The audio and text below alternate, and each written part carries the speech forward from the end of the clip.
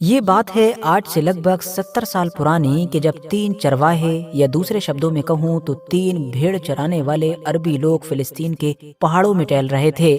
کہ اچانک سے ان کو دور سے ایک پہاڑ میں ایک گفا کہ جس کو ہم لوگ غار بھی کہتے ہیں وہ نظر آئی۔ وہ تینوں لوگ جب اس گفا کے اندر گئے تو وہاں پر ان لوگوں کو دو مٹی کے جارس ملے، اور جب ان لوگوں نے ان جاروں کو بھی کھولا تو اس کے اندر کچھ پیپرز تھے، یا کہوں تو کچھ بہت پرانے سے نظر آنے والے کاغذ وغیرہ تھے۔ انہوں نے اس کو دیکھا تو دیکھ کر یہی لگا کہ یہ کوئی ایسی ہی چیز ہے، مطلب کسی کام کی نہیں ہے، لیکن کیونکہ وہ جارز اور وہ پورا سامان کافی پرانا اور عجیب و غریب لگ رہا تھا تو اسی لیے ان کو امید تھی کہ یہ بیچا جا سکتا ہے، اس کے بدلے میں ایک رقم مل سکتی ہے، اسی لیے وہ اس کو بازار لے کر گئے اور انہوں نے ایسی تھوڑی بہت رقم کے بدلے میں اس کو بیچ ڈالا۔ اس کے بعد یہ پرانے سے کاغذات کسی نہ کسی طریقے سے ٹرانسفر ہوتے ہوئے امریکہ کے ایک ویگیانک جن کا نام جان سی ٹریور ہے اور جو ایک مشہور آرکیولوجسٹ بھی ہوا کرتے تھے ان کے پاس پہنچے۔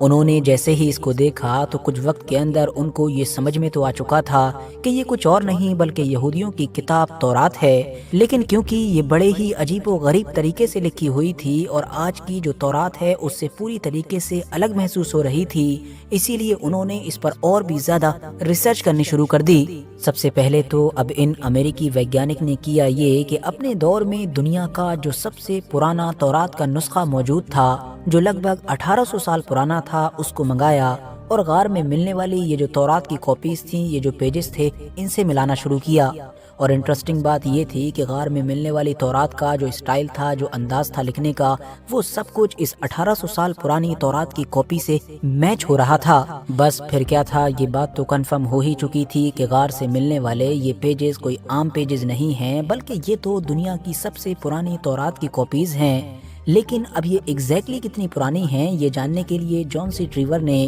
ان کاغذات کی کاربن ڈیٹنگ کرنے کا فیصلہ کیا، مطلب ٹیکنالوجی کی مدد سے یہ جاننے کی کوشش کی کہ ان کی عمر کتنی ہے، اور پھر جو نتیجہ نکل کر آیا اس نے تو جان سی ٹریور کے بھی ہوش اڑا دیے، کیونکہ یہ جو پیجز تھے یہ لگ بھگ 2200 سال پرانے تھے، جس کا مطلب یہ نکلتا ہے کہ فلسطین کی ایک عام غار میں ایک عام چرواہے کو ملنے والے یہ جو کاغذات تھے یہ دراصل حضرت عیسیٰ علیہ السلام کے اس دنیا میں آنے سے بھی 200 سال پہلے کے تھے۔ اب ساتھیوں، کہنے کو یہ کوئی پوری تورات نہیں تھی، پوری کتاب نہیں تھی، بلکہ بہت سارے پیجز کا ایک مجموعہ تھا، ایک اسکرول تھا، لیکن ہاں پھر بھی اس کے اندر تورات کے بہت سارے الگ الگ پورشن موجود تھے۔ اس اسکرول کی شروعات میں یہودیوں کے آئزیہ نام کے ایک پروفیٹ، ایک پیغمبر کا ذکر تھا کہ جو آج سے لگ بھگ 2800 سال پہلے اس دنیا میں ہوا کرتے تھے۔ یاد رہے کہ یہودیوں کے ساتھ ساتھ ان کو عیسائی اور مسلمان بھی ایک سچا نبی مانتے ہیں۔ شروعات میں ہی ان پیغمبر کا ذکر اس لیے تھا کیونکہ ان پیغمبر نے اپنے دور میں کچھ پروفیسیز کی تھیں، مطلب کچھ بھوشواڑیاں کی تھیں اور بتایا تھا کہ فیوچر میں دنیا میں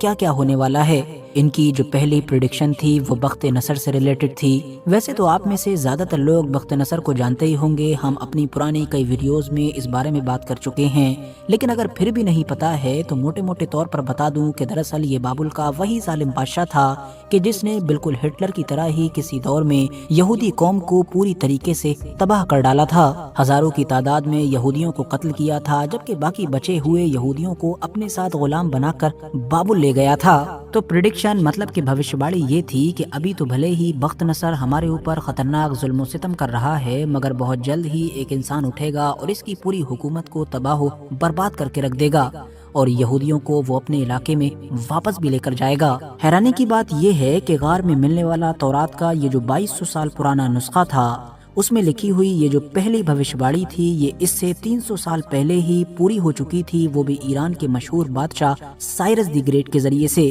وہی سائرس دی گریٹ کے جن کے بارے میں بہت سارے اسکالرز یہ بھی دعویٰ کرتے ہیں کہ شاید یہ وہی ذوالقرنین ہیں کہ جن کا ذکر قرآن کے اندر ہے۔ اب یہاں پر آپ میں سے بہت سارے لوگ کنفیوز نہ ہو جائیں، اس لیے کلیئر کرتا چلوں کہ یہ جو غار میں تورات کا نسخہ ملا ہے یہی 2200 سال پرانا ہے، لیکن جن پیغمبر علیہ السلام نے یہ پریڈکشنز کی تھیں، یہ بھوشواڑیاں भविष्यवाणियां की थीं वो 2200 साल पुराने नहीं हैं, बल्कि वो तो इससे भी कई सदियां पीछे के हैं। तो इसीलिए आज से 2200 साल पहले जिस किसी ने भी तौरात का ये खास नुस्खा लिखा होगा, उसने या तो किसी दूसरी तौरात से उसको सिर्फ नकल किया होगा, या किसी दूसरी किताब से नकल किया होगा, या फिर कहीं और किसी और सोर्स का सहारा लिया होगा। अब आते हैं इस नुस्खे में लिखी गई दूसरी भविष्यवाणी की तरफ कि जो इन मशहूर प्रोफेट की तरफ से की गई थी। यही वो प्रेडिक्शन है कि जो तौरात के इस नुस्खे के लिखे जाने के वक्त तक भी पूरी नहीं हुई थी, और यही वो प्रेडिक्शन है कि जिसकी वजह से ही आप में से ज्यादातर लोग इस वीडियो को देखने के लिए आए हैं। गार में मिलने वाली दुनिया की सबसे पुरानी तौरात में ये भविष्यवाणी कुछ इस तरह से है कि देखो मेरा गुलाम जिसे मैं कायम रखता हूँ,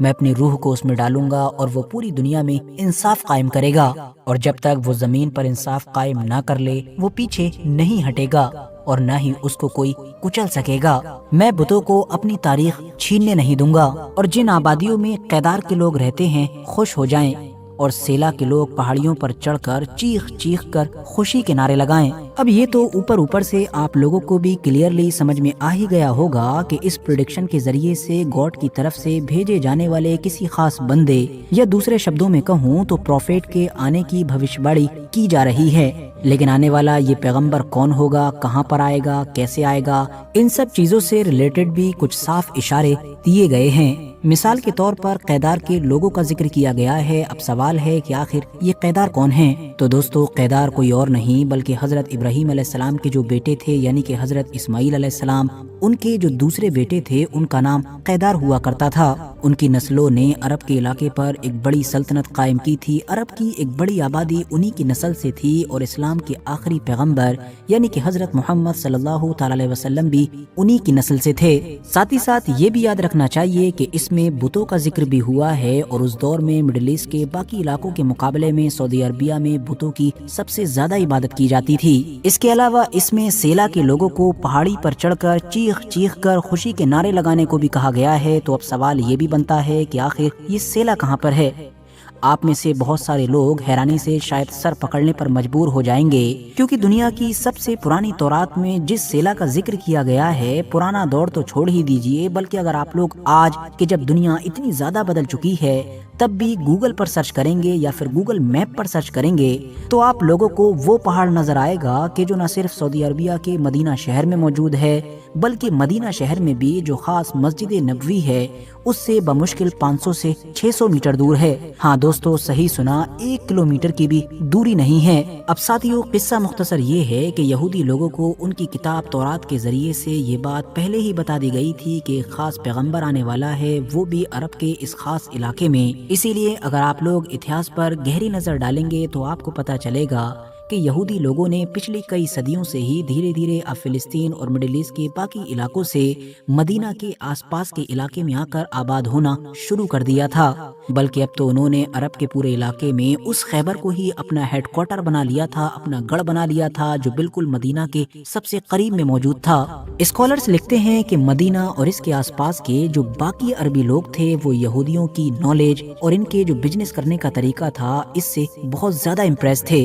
अब आसपास के इलाकों के अलावा मदीने में भी जब यहूदियों की आबादी बड़ी तेजी के साथ बढ़ने लगी थी और आबादी अच्छी खासी हो गई थी तो मदीना के बाकी अरबी लोगों में और यहूदियों के बीच कॉन्फ्लिक्ट भी होने लगा था। और जब भी इनके बीच झगड़ा होता तो अक्सर यहूदी अरबी लोगों को ये धमकियां देते कि अभी तो तुमको जो करना है कर लो, हमको सता लो, लेकिन जब हमारा पैगंबर आएगा तो हम तुम लोगों को बिल्कुल नहीं छोड़ेंगे। और धीरे धीरे अब मदीने के लोग भी डरने लगे थे कि कहीं ऐसा ना हो कि सच में यहूदियों का कोई प्रॉफिट आ जाए और हम लोगों को खत्म कर डाले। तो कुल मिलाकर मदीने के अंदर पिछले एक लंबे वक्त से, मतलब जनरेशन टू जनरेशन या दूसरे शब्दों में कहूँ तो नस्ल दर नस्ल, ये बात घोल कर पिला दी गई थी कि हाँ मदीने के अंदर कोई प्रॉफिट तो जरूर आने वाला है। हाँ वो बात अलग है कि यहूदी लोगों को ये बात पॉजिटिव तरीके से बताई गई थी क्योंकि उनको उस प्रॉफिट से बहुत ज्यादा उम्मीदें थीं। तो वहीं दूसरी तरफ अरबी लोगों को ये बात धमकी के तौर पर बताई जाती थी यहूदियों की तरफ से। लेकिन दोनों ही पार्टीज को इस बात का यकीन हो चुका था कि हाँ प्रॉफिट तो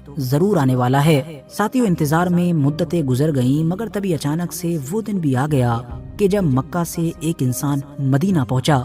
उसने मदीना वालों को पहले इस्लाम की दावत दी और उसके बाद बताया कि मक्का शहर के अंदर खुदा का एक पैगंबर आया है, लेकिन खुद मक्का वाले ही उसकी कोई भी बात सुनने के लिए तैयार ही नहीं हैं। مدینہ والوں نے جیسے ہی ایک پیغمبر کے بارے میں سنا، ان سے جڑی ہوئی ساری نشانیوں کے بارے میں سنا، ساری چیزیں جانی، تو وہ فوراً حیران رہ گئے، کیونکہ انہوں نے یہ فوراً محسوس کیا کہ ہو نہ ہو یہ وہی پیغمبر ہے کہ جس کا ذکر یہودیوں کی کتاب میں موجود ہے اور جس کو لے کر یہودی لوگ ہم کو پچھلے ایک لمبے وقت سے دھمکاتے آ رہے ہیں۔ بعد میں مدینہ کے لوگوں نے جب پیغمبر حضرت محمد صلی اللہ تعالی علیہ وسلم سے ملاقات کی تو ان کا یہ شک، ان کا یہ وہم اب تو یقین میں بدل گیا، اور اس طرح سے مدینہ کے لوگوں نے دنیا میں سب سے پہلے بڑھ چڑھ کر اسلام اپنا لیا۔ مگر دوسری طرف جب مدینہ کے یہودیوں کی اس بات کی خبر ہوئی تو وہ تو کشمکش میں پڑ گئے۔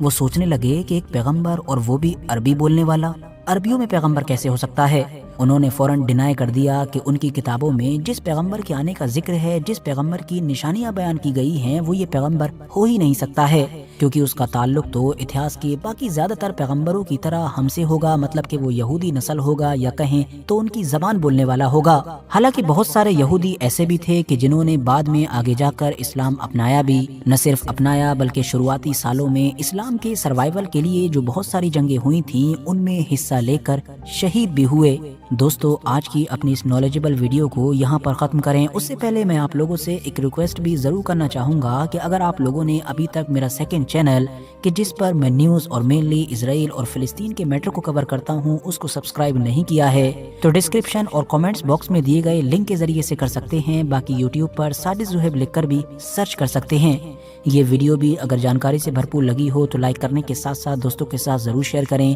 اور ایسے ہی نالجبل اور ہسٹوریکل ویڈیوز ہمیشہ دیکھنے کے لیے ہمارے اس چینل کو سبسکرائب کرنے کے ساتھ ساتھ بیل آئیکن کو ضرور پریس